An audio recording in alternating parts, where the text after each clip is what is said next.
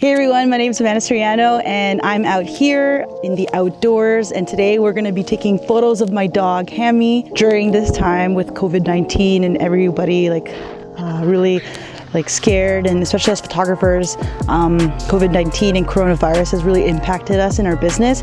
And so I think it's really important for us to take this as an opportunity to spend our downtime either improving our skills or developing our business, because it's true, we do have more time. Clients have rescheduled their shoots, and in some cases too, they've rescheduled their weddings. And so why not make the most of our time and get better at what we do, right? Okay, so today we're gonna be shooting my dog Hammy. My husband Rob, he's over here. You'll see him, Hammy go by as he throws the Frisbee. Today I'm using a Canon 5D Mark III with a 70 to 200 lens that goes down to 2.8. I'll leave all that information on the screen, maybe like right here. It's so important that you use a fast lens, and what I mean by fast lens is a lens that drops down to an aperture lower than 3.5. If the lower you can get, the better, but I like to shoot around 2.8 to be honest, and this lens does a real good job.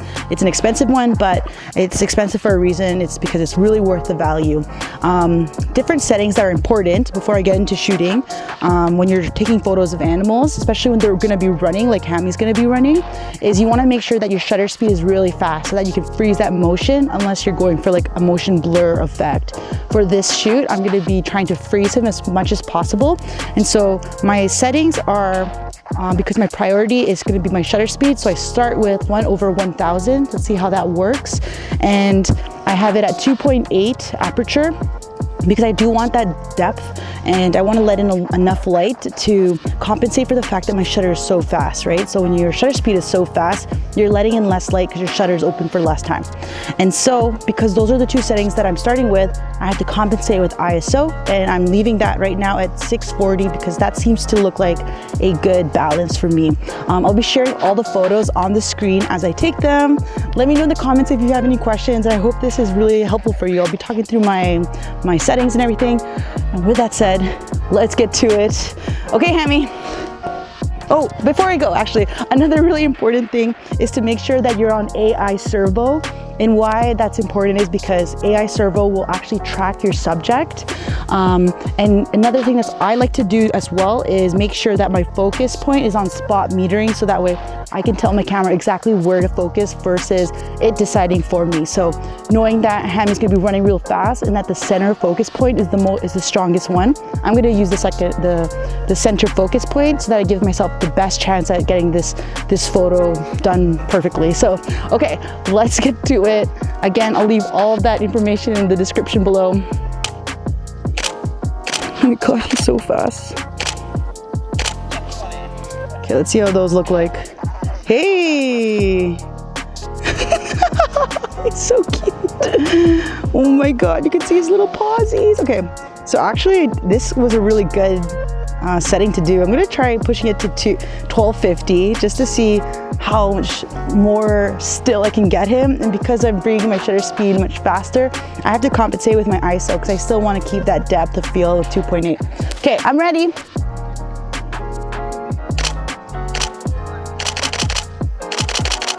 Oh my god, he is so adorable. Still some motion blur, but it could be just I'm missing my focus point, right? So it's hard to say because 2.8 is really a small depth of field. And so with that said, I'm gonna bring it to 5.6 just to see how that changes everything. Maybe bring it back to 1000, and then I have to compensate again with my ISO. I'm putting it to 1600. Take a picture of Rob for Tess. Yeah, I'm actually gonna bring up my ISO to 2000.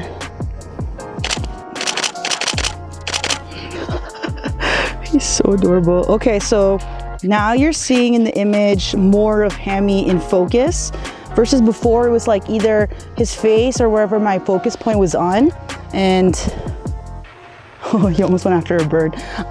He didn't, he's a good boy.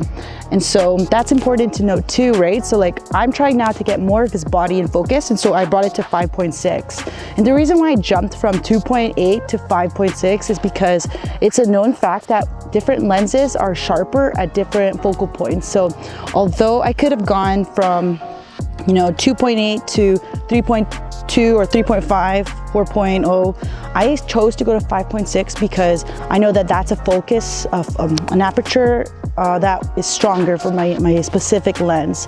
And so people will actually test the quality of their photos and the sharpness at each of the apertures. And I haven't done that, but for this lens, I saw online that 5.6 is good. Correct me if I'm wrong, but anyways,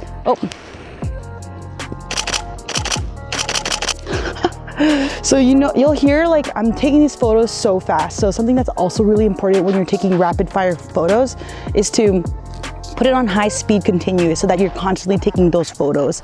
After you're done taking those photos, your camera will be like loading and might take some time to actually process those images. So like it might blink red and you might not be able to take photos right away, right after. And that is to be expected. And that's why it's so important to make sure you have a fast SD card as well. So, and if you don't have a fast SD card, some photographers will actually stop recording RAW and record JPEG because those are much smaller sizes and it allows the camera to process those images much faster. So that's another tip for you if you're not taking enough photos per second of your fast subjects, right? I personally love to take RAW because I like that dynamic range that I have in the information in my photos. But if that's not necessarily super important to you in your editing, then by all means, go for JPEG. I hope that's helpful. Okay, let's do one more throw. This time Rob's gonna warn me, not like last time.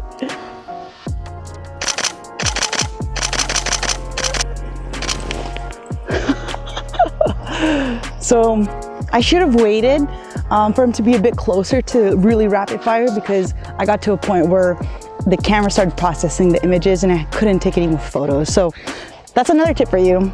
Only start taking the photos once your subject is at the location that you want them to. Don't worry too much about focusing on them from far away because you might run into that exact same situation.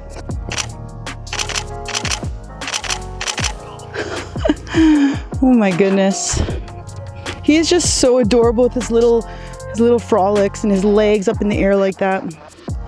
I think that concludes our demonstration and tutorial, if you would say. I hope this video was helpful for you and that you took those tips for your next shoot. I'm Amanda Soriano and thank you so much for tuning in. And although we have to stay cooped up inside and really practice social distancing, they're still allowing us at this time you're watching this video. I'm not too sure, it might have changed, but at the time of recording this, they're still allowing us to go outside and go on walks and that sort of thing. As long as you're not doing it to be social, you're doing it to be active. And so me and Rob live together, and so we're always together. And so we are trying to still, you know, keep a healthy distance because you never know. But luckily for us, we both get to work from home and we've been home for the last 2 weeks. But anyways, if you have any questions for me, leave them in the comments below and I'll get to them as soon as possible. And if you are interested, I have a bunch of other videos on this channel as well that might help you with regards to like posing couples, or I also share how I stay motivated as a photographer. And if you have ideas for future videos, let me know that too. In the meantime, if you're looking for more resources and ways to learn and how to take your photography skills to the next level, I also have a podcast you can check out. It's called The Legit Photography Podcast, and I have new episodes every week. Last but not least, I also have a free Facebook community group that you can join. I go live in there ever so often and share my knowledge, but it's also a great space to just meet other like-minded people and talk about the things that you love most. So anyways, I hope you're staying healthy and safe indoors during this really weird time, and have a great rest of the week. Bye. Oh, he's so sweet. Maybe I'll take some video of him.